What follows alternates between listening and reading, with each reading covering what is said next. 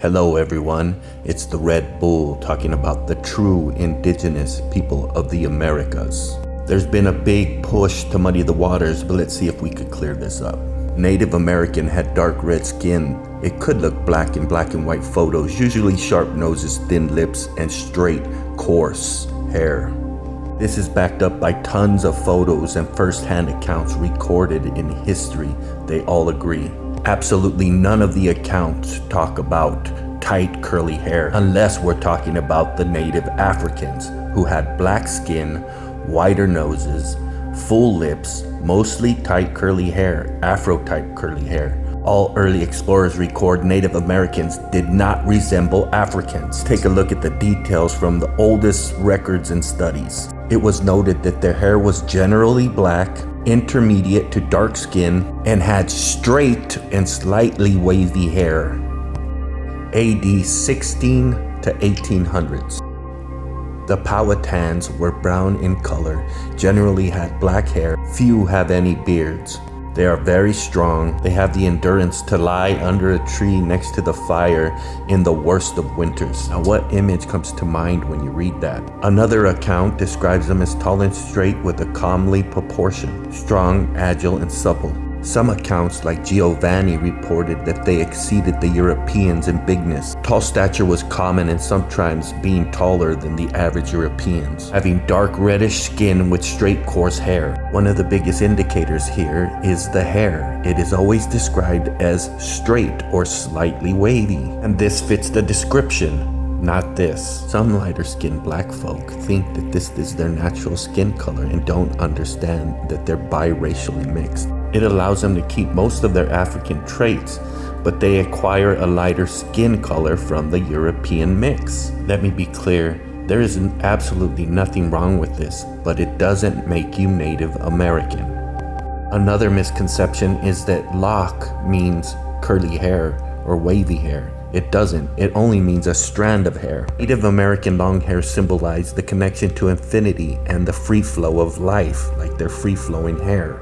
Columbus described the Tejano people in Colombia as having short and coarse hair, almost like the hairs on a horse's tail, which are straight. Some groups are pushing this black supremacy, but it just doesn't add up factually. Colonists refer to dark skin in general, not necessarily implying specific African origin. The term Ethiopian can broadly describe dark-skinned people like African, Arab, and even Indians.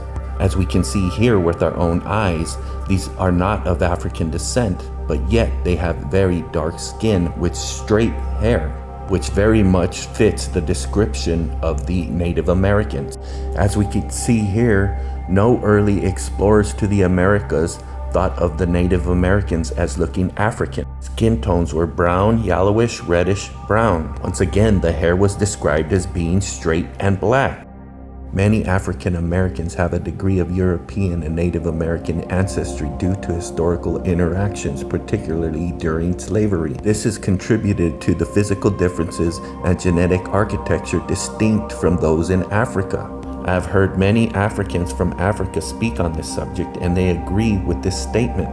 This might be an unsettling fact. There is a significant historical evidence of white slave masters engaging in sexual activity with their enslaved people, and this would ultimately lead to lighter skin color for any darker skinned people. This is an undisputable fact. As we can see here with our own eyes, a darker skinned woman with a lighter skinned man, the offspring will have characteristics of both parents, which in this particular instance leads to a lighter skin color for the baby. So what does the fossil record show about the ancient peoples of the Americas?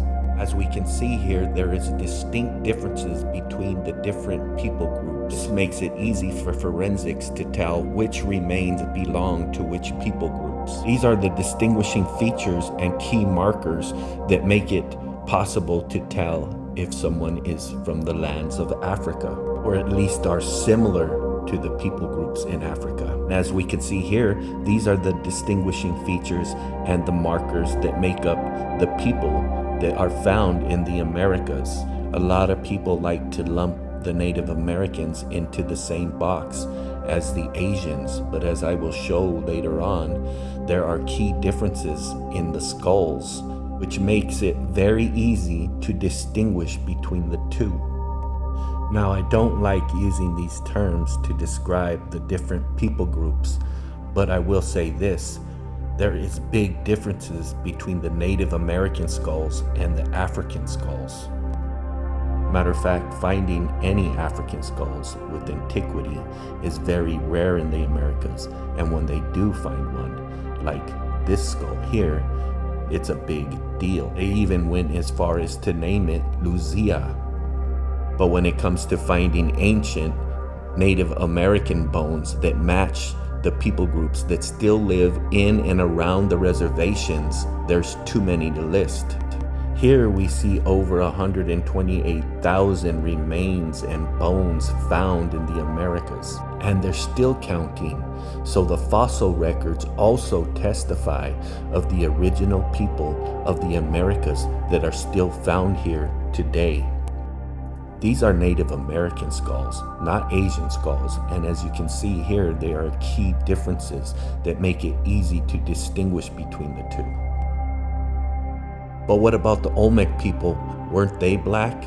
No, they weren't, and that's easily debunked. As you can see here, the Olmec people match up with the same people that are still found in Central America today. According to DNA analysis of ancient remains in the Americas, including the Olmec civilization, confirms the genetic connection to the ancestors of modern indigenous people, not the sub-Saharan African populations. Now, to me, this makes perfectly good sense. But as we know, some American Africans don't like to be tied to Africa because they say they have lighter skin colors. But as you can see here, this is a perfectly good explanation for that. I hope this is starting to make sense because as we can see, this reflects reality. Try to understand, in America, we are all mixed, and that includes African Americans. These are undisputable, well-known, well-recorded historical facts. It doesn't take much time to find tons and tons of this evidence on this subject. If you're interested, there is a sea of information online that you could research. Matter of fact, this is not unique to the African Americans. This also happened to the Native Americans, and this is where the so-called Mexican people came from. Like African people, Mexicans are also mixed with European, but their mix consists of Europeans and Native Americans, which in my eyes makes them Native American. There is also tons of this information online that you can go ahead and research for yourself. But don't take my word for it. Do your own research. Until next time, Yahuwah bless you.